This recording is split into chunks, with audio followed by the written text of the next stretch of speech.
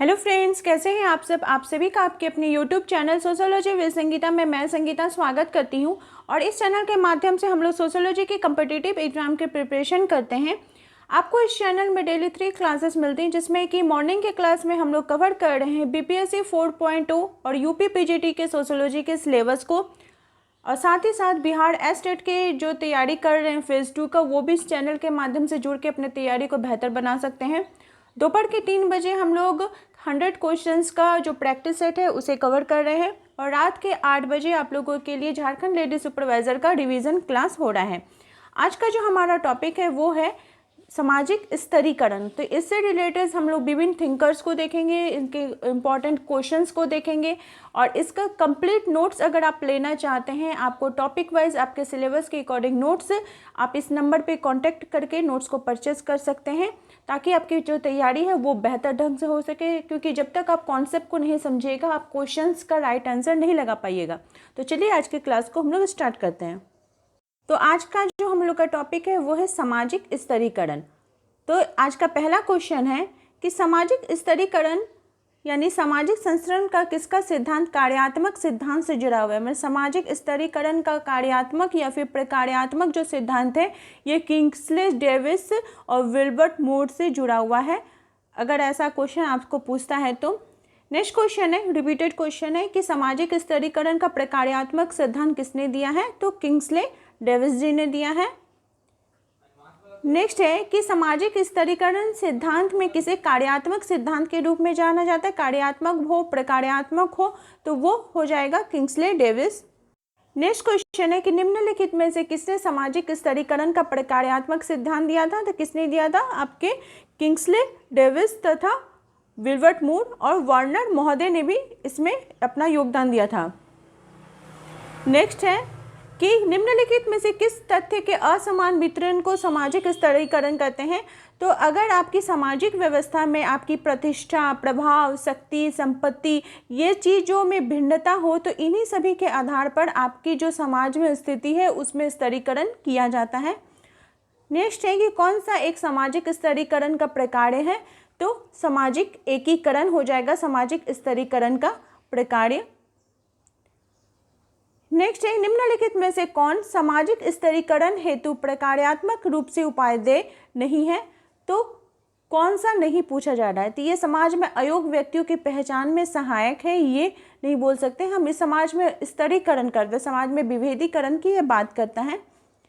Next है, सामाजिक स्तरीकरण का अर्थ है समाज का क्या, तो ये सामाजिक स्थिति के अनुसार इसके विभाजन को दर्शाता है। नेक्स्ट क्वेश्चन है कि सामाजिक स्तरीकरण को इस तरह परिभाषित किया जाता है, तो कैसे हम परिभाषित करेंगे, तो क्षमता, धन एवं विशेषाधिकारों के आधार पर हम वर्गों का निर्धारण करते हैं, इस आधार पर इसका विभाजन किया जाता है। नेक्स्ट है, सामाजिक स्तरीकरण के अध्ययन के लिए मैक्स वेबर का उपागम निम्नलिखित में से कौन सा है, तो ये त्रिआयामी है, यानी संपत्ति, शक्ति और सम्मान। अनइम्पॉर्टेंट फैक्ट्स की तरफ अगर बात करें तो मैक्स वेबर ने हैसियत का विचार मध्यकालीन यूरोप में पाए जाने वाले स्टेट्स जैसी व्यवस्थाओं को ध्यान में रखकर दिया था। जब मध्यकालीन यूरोप में सामंतवादी व्यवस्था थी तो आमतौर पर लोगों का हैसियत ज्ञान से प्राप्त होती थी।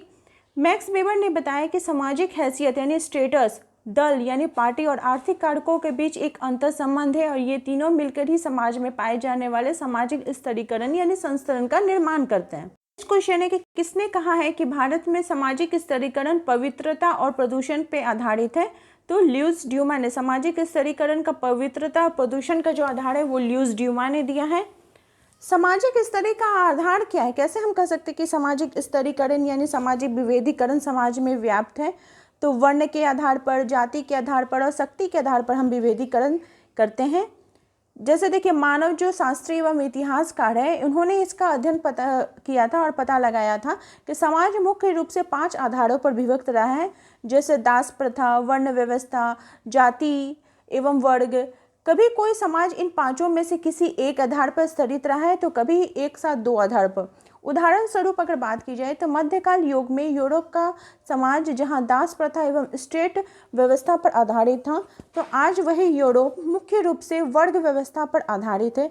इसी प्रकार प्राचीन काल में भारत के सामाजिक संस्करण का आधार वर्ण एवं बाद में जाति हुई। तो वही आज जाति एवं वर्ग दोनों संस्तरण का मुख्य आधार है। पार्सन्स तथा मैक्स वेबर ने शक्ति को भी सामाजिक स्तरीकरण का आधार माना है। तो ये चीज़ को ध्यान में रखिएगा। नेक्स्ट है, निम्न में से कौन सा कथन सत्य है? सत्य कथन की बात की जा रही है। तो जाति तथा वर्ण दोनों ही समाज का स्तरीकरण कहते हैं। और एग्ज़ाम जो आप लोग का झारखंड लेडी सुपरवाइज़र का है वो भी आपका नज़दीक आ रहा है, तो मैं सोच रही हूँ कि आप लोगों के लिए मैराथन क्लास लगाऊँ जिसमें जितने भी इम्पॉर्टेंट टॉपिक है उनसे रिलेटेड जो थिंकर्स हैं उनको कवर करवाया जाए। तो 2-3 दिनों में सारे मैराथन क्लास में इम्पॉर्टेंट फैक्ट्स को उसको कवर किया जाए। तो देखते हैं, कोशिश करते हैं कि आज क्लास अपलोड होता है कि नहीं। नेक्स्ट है, सामाजिक स्तरीकरण एक सृजनात्मक जरूरत है, यह किस विद्वान ने कहा है? तो किंग्सले डेविस ने कहा है। किंग्सले डेविस और विल्बर्ट मूर सामाजिक स्तरीकरण के प्रकार्यात्मक सिद्धांतों के बारे में बात करते हैं।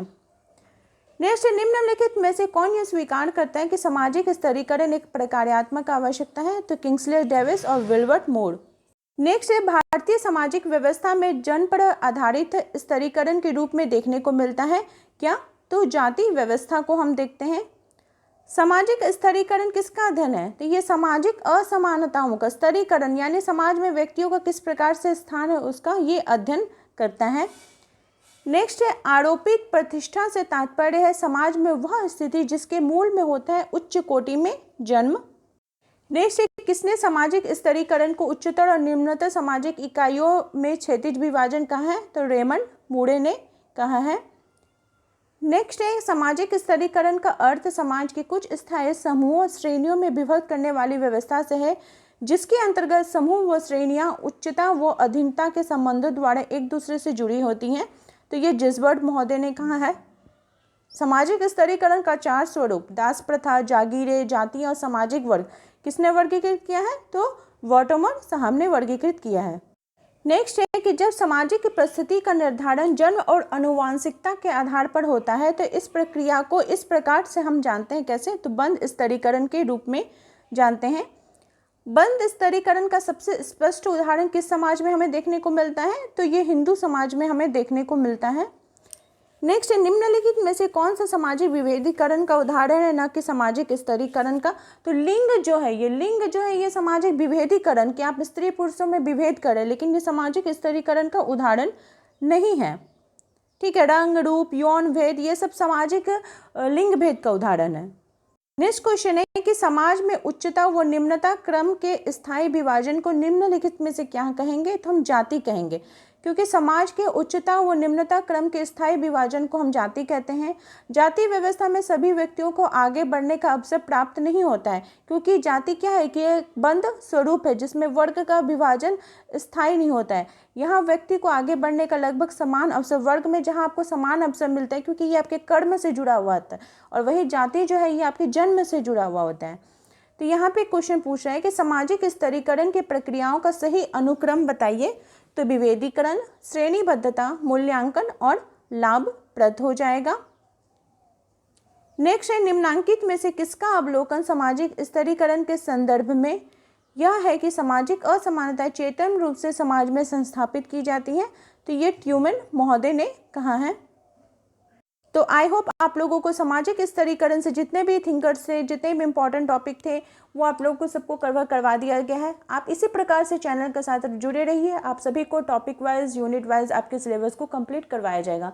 मेरे चैनल के साथ बने रहने के लिए आप सभी का धन्यवाद।